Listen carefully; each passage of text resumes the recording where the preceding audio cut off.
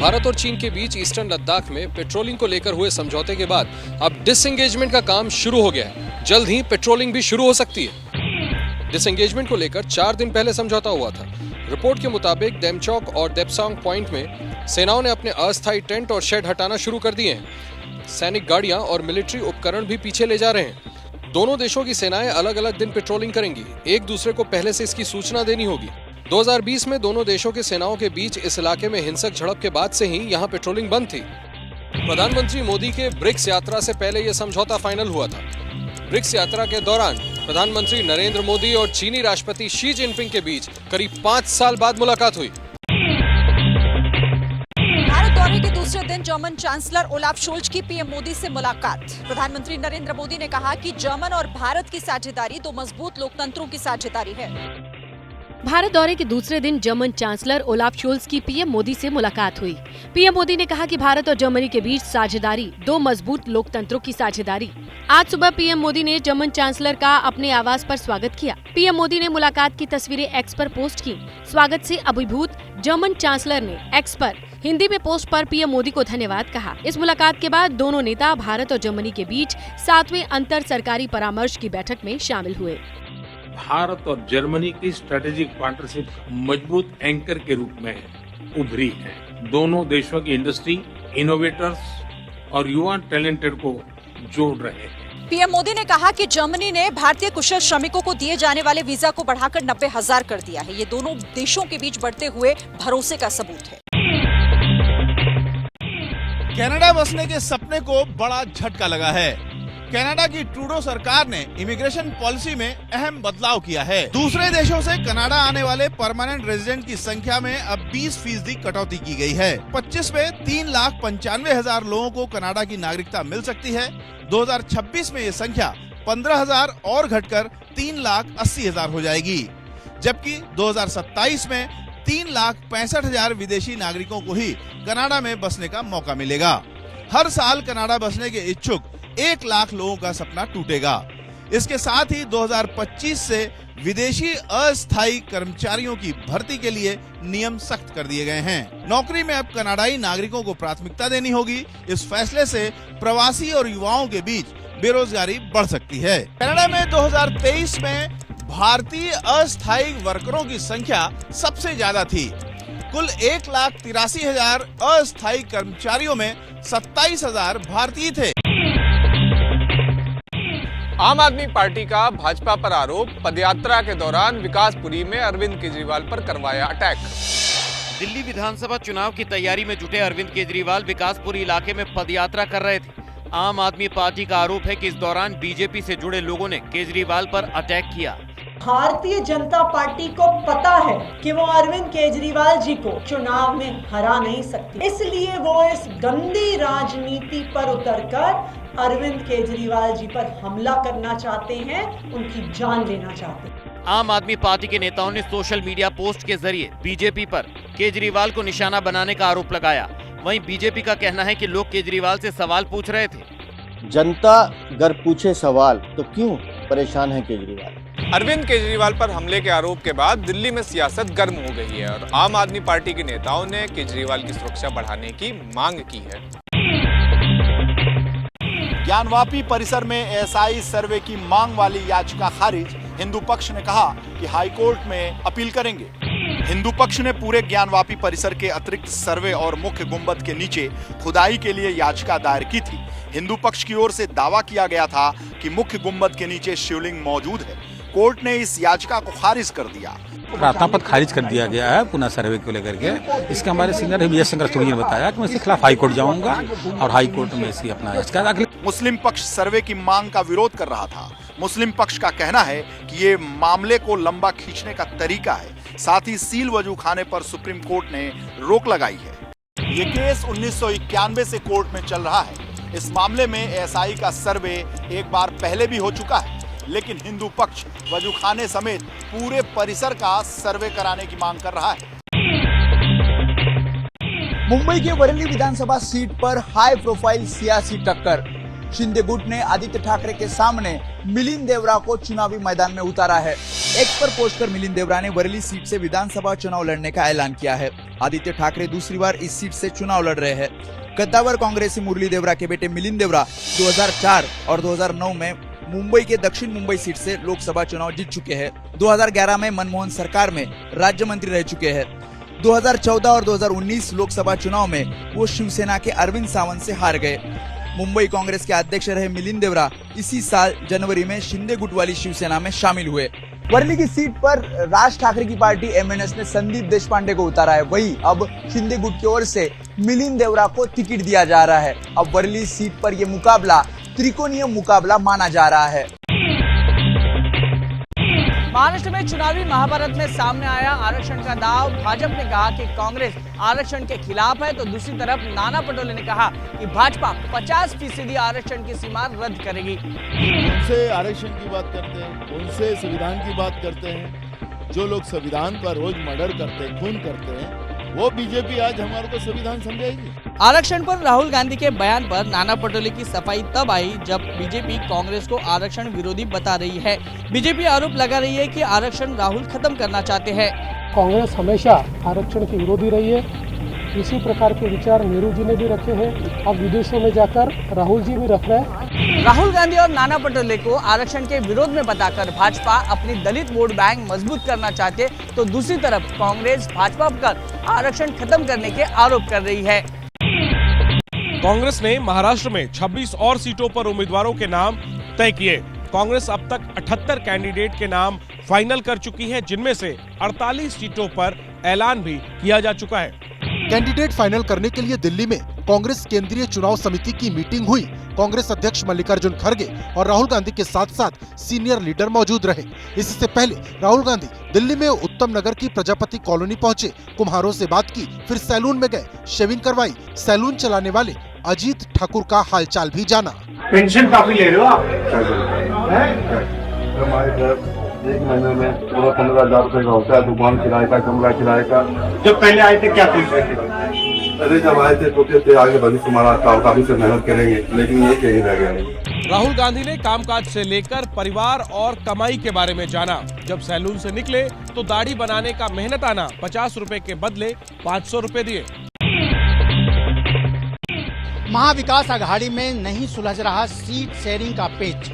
अबू आजमी ने कहा 5 सीट नहीं मिली तो 25 उम्मीदवार उतारेंगे। सीट शेयरिंग के मुद्दे पर चर्चा के लिए अबू आजमी ने शरद पवार से मुलाकात की। पहले भी आजमी 2 बार शरद पवार से मुलाकात कर चुके हैं। मुलाकात के बाद अबू आजमी ने 5 सीटों की दावेदारी की बात कही। जो हमने 5 उम्मीदवार घोषित किया है, वो 5 उम्मीदवार चुन के आने वाले हैं। मैं इतना देर इंतजार नहीं कर सकता जितना ये लोग कर रहे हैं। 25 उम्मीदवार मेरे पास तैयार हैं। मेरे को इसके पहले 2 बार धोखा कांग्रेस से हो चुका है। सूत्रों के मुताबिक एमवीए में कांग्रेस 103, शिवसेना उद्धव गुट 94, एनसीपी शरद गुट 84, लेफ्ट 3, समाजवादी पार्टी 2 और पीडब्ल्यूपी को 2 सीट देने की चर्चा है। इस फॉर्मूले से उद्धव ठाकरे और शरद पवार की 1-2 सीटें बढ़ सकती हैं। ऐसे में कांग्रेस की 1-2 सीटें कम हो सकती हैं, लेकिन इस फॉर्मूले से समाजवादी पार्टी खुश नहीं है। उत्तरकाशी में अवैध मस्जिद हटाने को लेकर बंद रहे बाजार। हालात कंट्रोल करने के लिए चाक चौबंद सुरक्षा। दुकानों के शटर डाउन रहे, सड़क पर इक्का दुक्का लोग दिखे। उत्तरकाशी, डुंडा, भटवाड़ी और जोशीयाड़ा में आज ऐसा ही सीन दिखा। अवैध मस्जिद हटाने की मांग को लेकर आज कई संगठनों ने बंद का आह्वान किया था। शुक्रवार के दिन नमाज और बंद को देखते हुए सुरक्षा के पुख्ता इंतजाम किए गए थे। गुरुवार को अवैध मस्जिद के खिलाफ हुई जनाक्रोश रैली में पत्थरबाजी और लाठीचार्ज हुआ था। इस हंगामे में 27 प्रदर्शनकारी और पुलिस के एक जवान को चोट लगी थी। दरअसल हंगामा तब हुआ था जब प्रदर्शनकारी तय रूट छोड़कर भटवाड़ी रोड पर मस्जिद की तरफ आगे बढ़ने की कोशिश कर रहे थे। प्रदर्शनकारियों ने बैरिकेडिंग हटाने की कोशिश की और यहीं उनकी पुलिस से झड़प हो गई थी। बाजार बंद होने से तीर्थयात्रियों को परेशानी हुई। तनाव को देखते हुए उत्तरकाशी में पुलिस मुस्तैद है। प्रशासन ने यहां भारतीय नागरिक सुरक्षा संहिता की धारा 163 लगाई हुई है।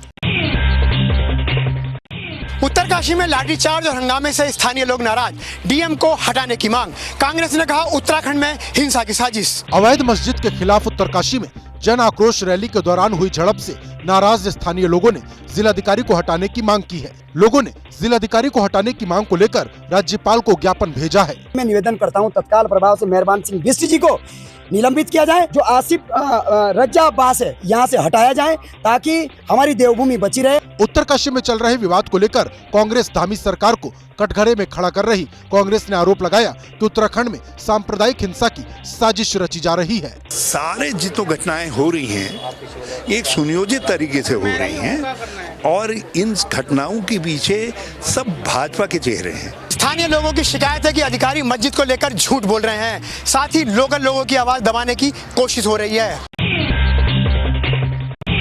सलीम ने अपना नाम संजू बताकर लड़की से दोस्ती की और फिर करवा चौथ के दिन लड़की की हत्या कर दी। लव जिहाद का ये सनसनीखेज मामला दिल्ली का है।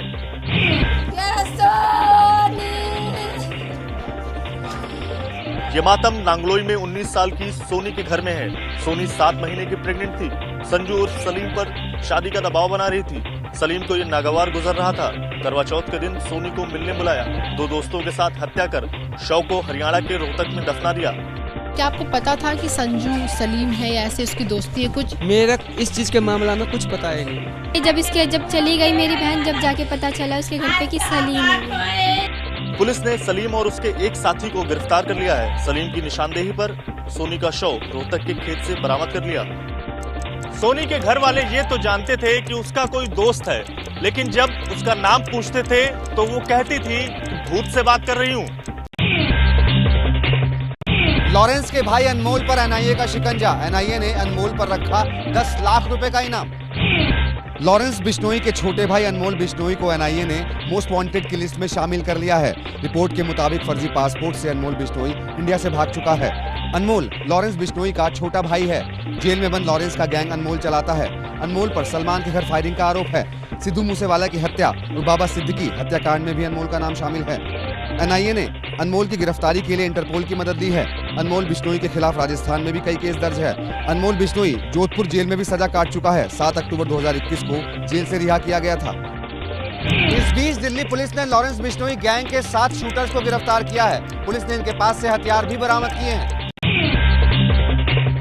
लालू प्रसाद यादव को भारत रत्न देने की मांग। पटना में आरजेडी दफ्तर के बाहर लगे पोस्टर।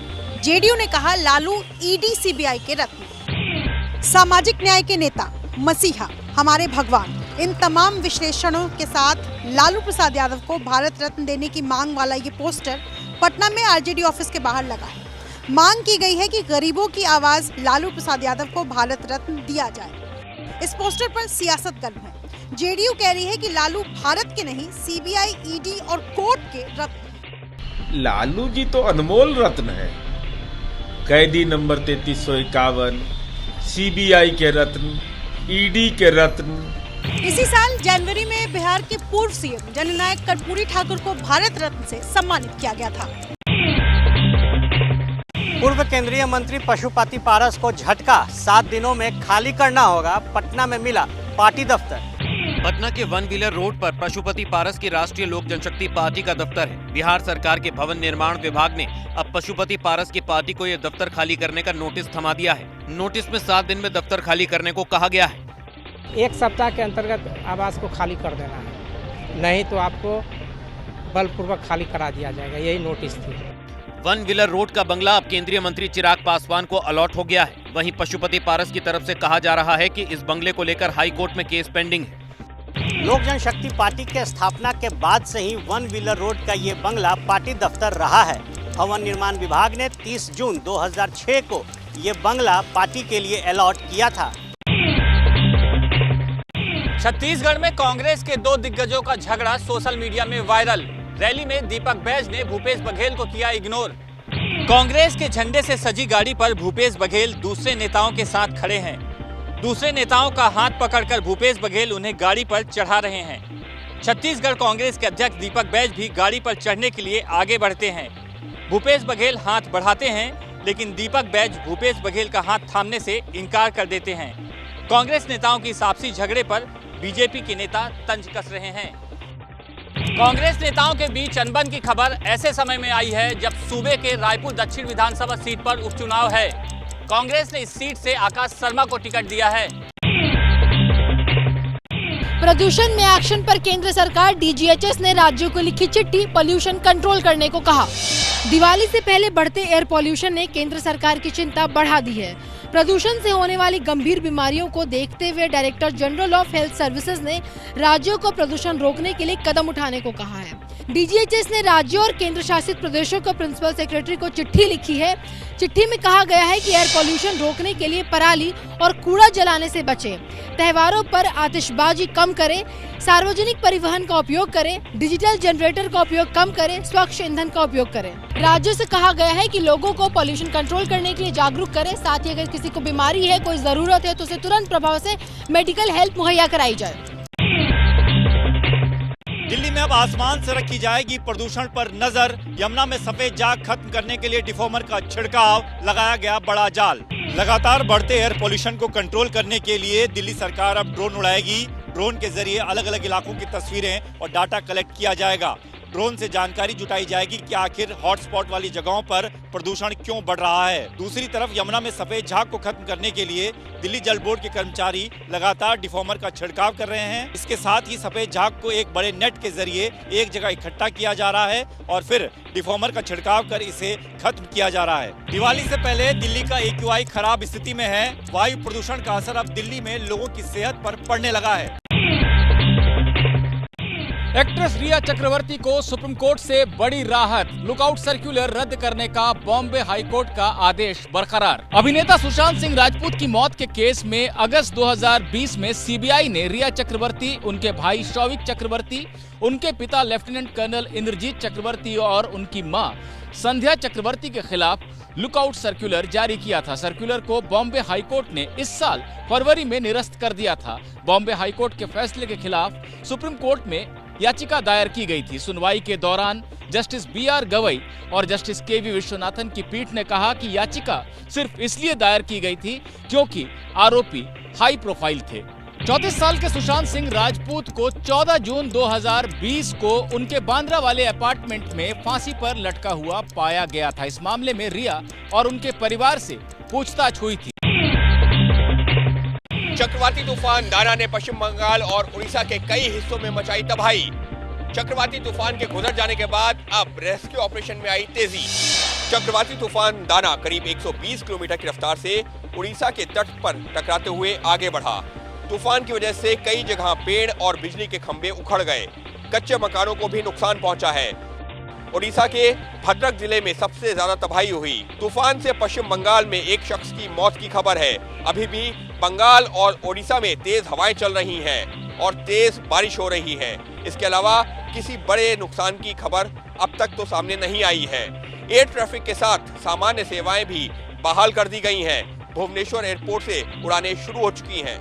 उड़ीसा में अमूमन हर साल साइक्लोन आते रहते हैं, लेकिन 1999 में आए सुपर साइक्लोन में करीब 10,000 लोगों की जान चली गई थी। उत्तर प्रदेश में महिला सुरक्षा को लेकर बड़ी पहल की गई है। कामकाजी महिलाओं को इसका सबसे ज्यादा फायदा हो सकता है। अब अगर महिलाएं और युवतियां रात में अकेले किसी ऐसी जगह पर फंस जाती हैं जहां से घर जाने के लिए वाहन मिलने में मुश्किल हो तो सीधे 112 पर डायल कर सकती हैं। पुलिस की टीम महिलाओं को सुरक्षित घर तक छोड़ेगी। यूपी पुलिस की ओर से शुरू की जा रही इस सर्विस का लाभ रात 12 बजे से सुबह 6 बजे तक मिलेगा। घर तक पहुंचने का साधन न मिलने पर 112 पर फोन किया जा सकता है। मैसेज मिलने पर पुलिस की टीम खुद घर तक छोड़ेगी। यूपी पुलिस की तरफ से इसे लेकर सोशल मीडिया साइट X पर भी जानकारी दी गई है। कोलकाता कांड के बाद उत्तर प्रदेश में सभी सरकारी और प्राइवेट दफ्तरों के लिए एडवाइजरी जारी की गई थी, जिसमें सुरक्षा व्यवस्था सुनिश्चित करने के लिए कहा गया था। एक दिन में 3,000 रुपए तक की कमाई, साल की 11 लाख से ज्यादा की इनकम। लखनऊ में भिखारियों को लेकर हुए सर्वे में चौंकाने वाले खुलासे सामने आए। लखनऊ में करीब हर चौराहे पर छोटे छोटे बच्चों, बेबस महिलाओं, गोद में बच्चों को लेकर महिलाओं को अक्सर भीख मांगते देखा होगा। नगर निगम, समाज कल्याण और डूडा के एक सर्वे में इन्हीं भिखारियों को लेकर चौंकाने वाली बातें सामने आई हैं। यूपी की राजधानी में 5,312 भिखारी मिले। कई भिखारी एक दिन में 3,000 से ज्यादा कमाते हैं। कई भिखारी के पास पैन कार्ड और स्मार्टफोन भी मिले। कई भिखारी महीने में 90,000 से 1 लाख रुपए तक कमाते हैं। भीख की कमाई कमाने में महिलाएं पुरुषों से अव्वल हैं। सर्वे में ये भी पता चला है कि लखनऊ के लोग रोजाना करीब 63 लाख रुपए भीख में देते हैं। सर्वे भिखारियों को सरकारी योजनाओं का लाभ दिलाने के लिए किया गया था। कई भिखारियों ने सरकारी लाभ लेने से मना कर दिया। उन्होंने कहा कि सिर्फ उन्हें भीख मांगने की परमिशन चाहिए।